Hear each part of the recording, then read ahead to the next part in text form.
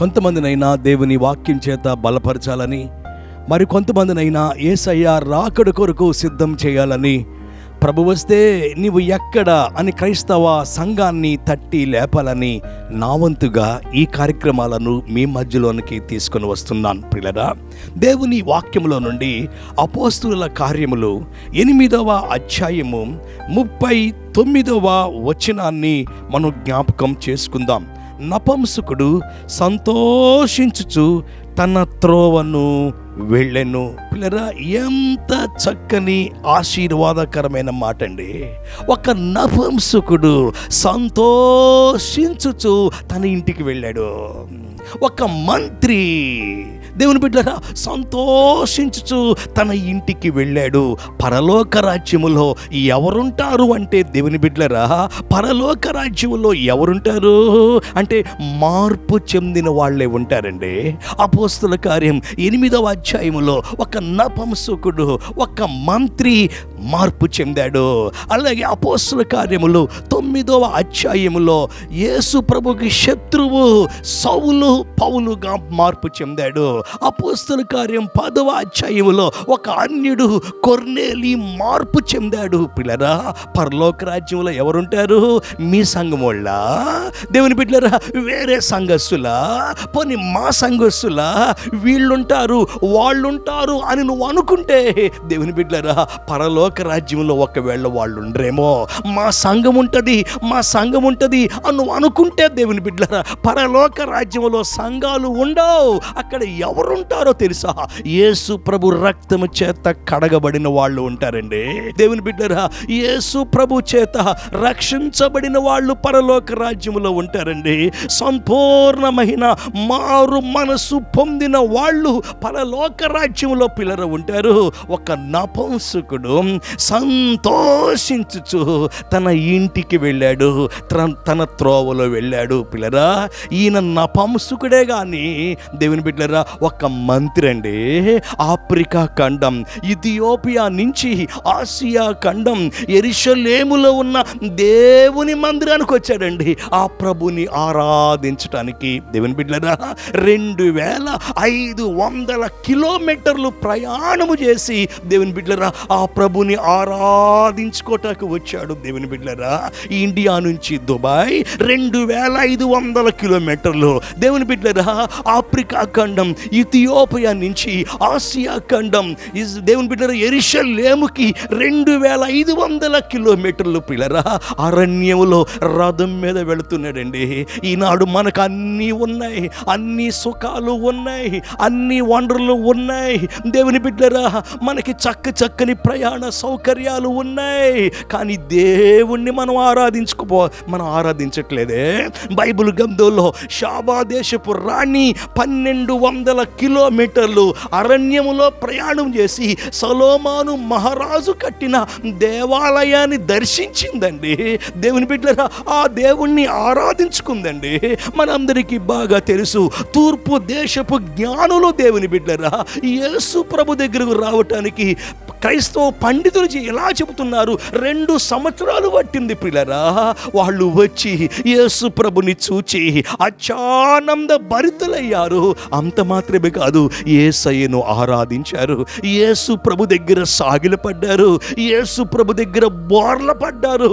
ఈ కార్యక్రమాన్ని చూస్తున్న పిల్లరా, ఒక మంత్రి, ఒక నపుంసకుడు 2500 కిలోమీటర్లు వచ్చి దేవుణ్ణి ఆరాధించుకుంటే, దేవుణ్ణి స్తుతించుకుంటే, ఆ దేవుణ్ణి గణపరుస్తే, మనము ఈనాడు చాలా మంది దేవుని బిడ్డలండి దేవుణ్ణి ఆరాధించటంలో బలహీనమైపోతున్నారండి. ఈనాడు చాలా మంది దేవుని బిడ్డలు దేవుణ్ణి ఆరాధించటంలో, దేవుని బిడ్డలు వెనకబడిపోతున్నారండి. దేవుని బిడ్డలు ఆ దేవుణ్ణి ఆరాధించే విషయంలో శక్తిహీనులైపోతున్నారండి. శోధనలో పడి, దుఃఖాల్లో పడిపోయి, కన్నీటిలో పడిపోయి, దేవుని బిడ్డరా, దేవునికి దూరమైపోతూ ఉంటే, మరొక పక్కన సాతాను శక్తులు, దేవుని బిడ్డరా, బలాన్ని పుంజుకుంటున్నాయండి. దేవుని బిడ్డలేమో దేవుణ్ణి స్తుతించలేని వారుగా ఉంటుంటే సాతాను శక్తులు దేవుని బిడ్డరా బలాన్ని పుంజుకుంటున్నాయి. ఈ దేవుని బిడ్డరా ఈరోజు ఈ కార్యక్రమాన్ని చూస్తున్న పిల్లరా, ఈ రోజైనా వినయంతో మోకరించండి. ఈ రోజైనా ప్రభువా అన్న ప్రభుతో క్షమాపణ పలకండి. దేవుని మందిరానికి వచ్చి వెళుతూ దేవుని బిడ్డరా యెషయా గ్రంథాన్ని తాను కొనుక్కున్నాడు. యెషయా గ్రంథాన్ని కొనుక్కొని రథం మీద కూర్చొని చదువుకుంటూ దేవుని బిడ్డరా వెళుతూ ఉన్నాడు. ఎంత ఆశ అండి ఆయనకి, ఎంత ధ్యాస అండి ఆయనకి. దేవుని బిడ్డరా లండన్ పట్టణంలో 100 మంది దేవుని బిడ్డరా పేరు మోసినటువంటి నేరస్తులండి. పేరు మోసిన నేరస్తుల్లో శాస్త్రవేత్తలు ఉన్నారు, పేరు మోసిన ఆ నేరస్తులలో డాక్టర్స్ ఉన్నారు, పేరు మోసిన నేరస్తుల్లో ఇంజనీర్లు ఉన్నారు. దేవుని బిడ్డరా అదిగో వాళ్ళు జైల్లో ఉన్నారు.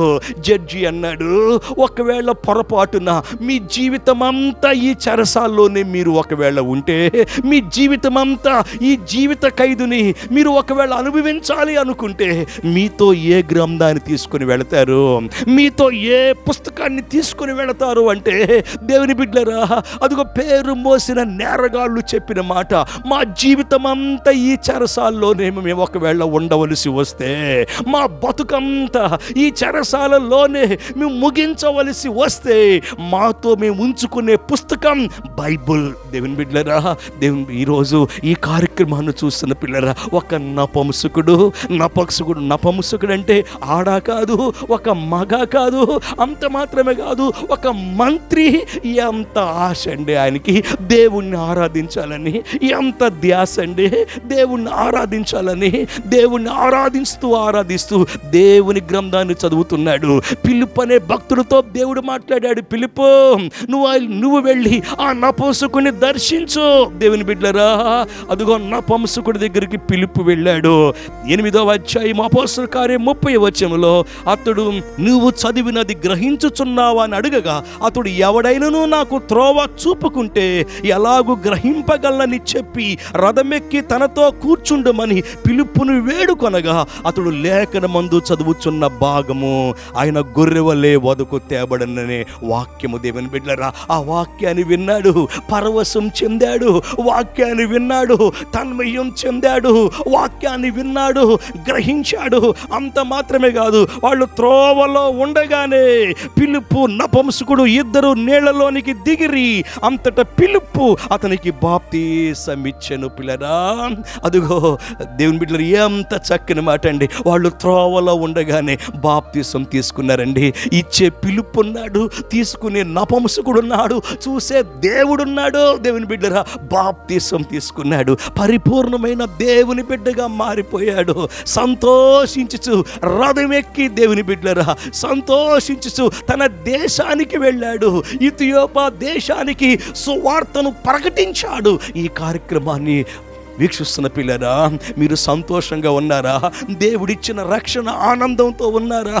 ఒకవేళ ఇంకా మార్పులు లేకపోతే, దేవుని వాక్యాన్ని ధ్యానించకపోతే ఈ రోజైనా యేసు అని దేవుని బిడ్డరా మీ హృదయంలోకి యేసు ప్రభుని అంగీకరించండి. మీ హృదయంలోనికి యేసు ప్రభుని స్వీకరించండి. యేసు మాత్రమే నిజమైన శాంతిని, నిజమైన కాంతిని, నిజమైన సమాధానాన్ని ఇచ్చే దేవుడు. దేవుని బిడ్డరా ఈ లోక యాత్ర ముగించిన తర్వాత యుగయుగాలు ఆ దేవుడితో ఉండే భాగ్యాన్ని, ఉచిత రక్షణ ఇస్తాడు.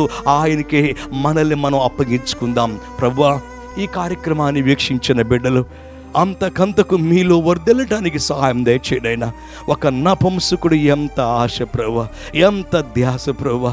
2500 కిలోమీటర్లు ప్రయాణం చేసి ఆరాధించుకొని దేవుని వాక్యాన్ని ప్రభువా తనతో మోసుకుంటూ వెళ్ళాడు. దేవుని వాక్యం చదువుతూ ఉన్నాడు ప్రభువా. నైనా మా జీవితాల్లో కూడా మీకు మొదటి స్థానాన్ని ఇవ్వటానికి సహాయం ఇమ్మని యేసు నామమున అడుగుచున్నాం తండ్రి. ఆమెన్.